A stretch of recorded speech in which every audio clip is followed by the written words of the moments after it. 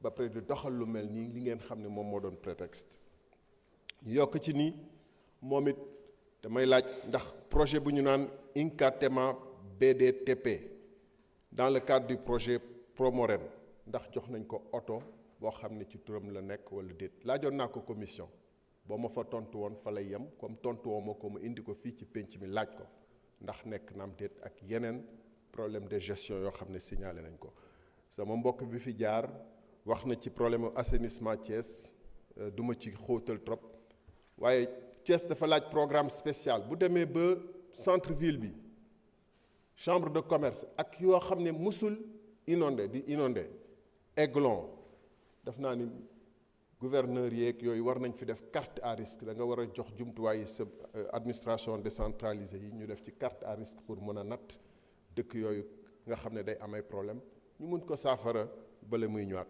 fu may jaanale mooy mënoo dëkk daane maayoo waxoon naa la ko lac de Guiers bi di fay 511 francs le mètre cube.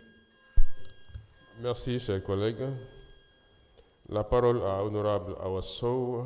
Monsieur le ministre xam naa ne am na lu ngeen programmé fi nga xamante ne mooy dans le département de Koumpentoum donc am na solo lool programme bi am na solo mais lu ngeen yokk doyul tax ñun nag dañoo nekk jeune boo xamante ne amuñu ndox monsieur le ministre tey moom li sama priorité mooy le forage de Koumpentoum nan ngeen ci taxawee ba ndox dellu si Koumpentoum parce que nag ndox comme ni ko ñëpp waxee nécessité la on peut pas parler de tout, on peut tout ne pas avoir tout mais on peut pas ne pas avoir de l'eau.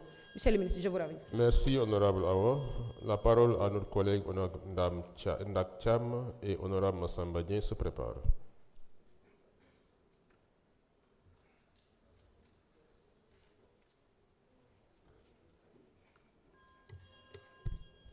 A'uuzu billahi min sheytaani rajim. Bismillahi rahmani rahim. Alhamdulillahi rabbil alamin. Assalamu alaikum wa rahmatullahi ta'ala wa barakatuh. Merci monsieur le président. Monsieur le ministre ñu ngi lay nuyu bu baax yaa ak sa collaborateur yëpp di leen ziar di laajte ndax DG Blaise mi ngi fi.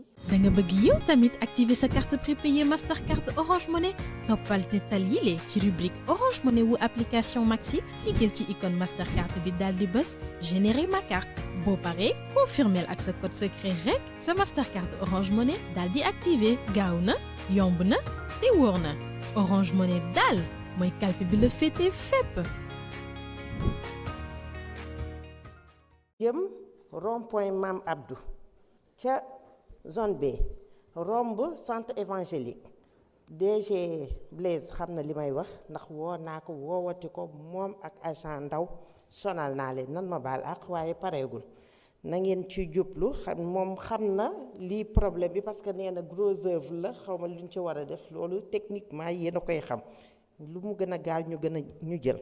Monsieur le ministre dañu am ay yóbbante au passage nag damay nuyu sama waa commune boobu sax Fann Point Amitié rue 10 zone B point moom daal ñoom ñëpp foofu assainissement taxawul nu ci.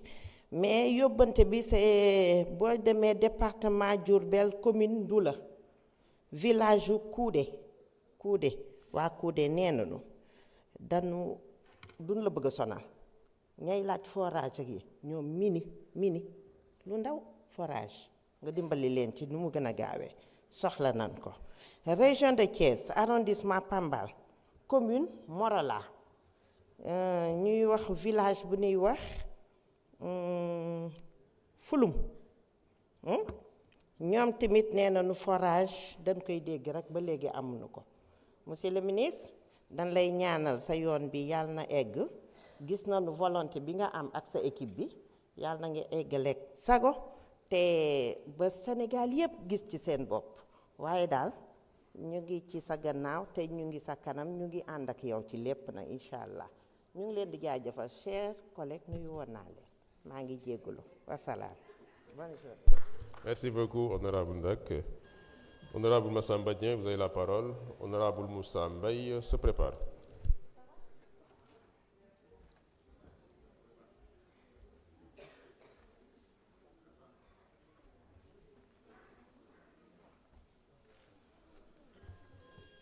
Merci beaucoup, Monsieur le Président. Monsieur le ministre, ñu ngi lay nuyu bu baax di nuyu tous vos collaborateurs di nuyu monsieur le ministre des Finances et l'ensemble de sa délégation.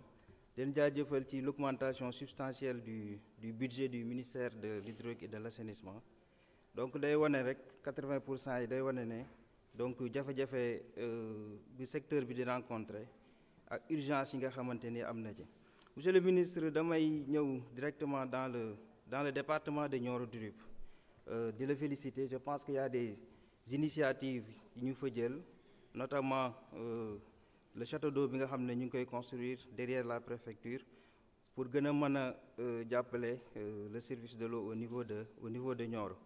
Le village de Diamaguène, donc defe naa am nañu jafe-jafe ndox parce que ñoom seen forage yi les forages qui alimentent une partie de la commune de Nioro depuis 1988 donc dañ ko construire ci seeni tool te ñoom branché wuñu leen ci forage yooyu ñu ngi dépendre sur le forage de Paoskoto te ñu ngi am ay jafe-jafe yoo xamante ni ci ndox mi bon bëgg nañ comme forage yi mu ngi ci seeni tool donc ñu mën leen cee branché parce que ñu ngi am ay problème mu ndox.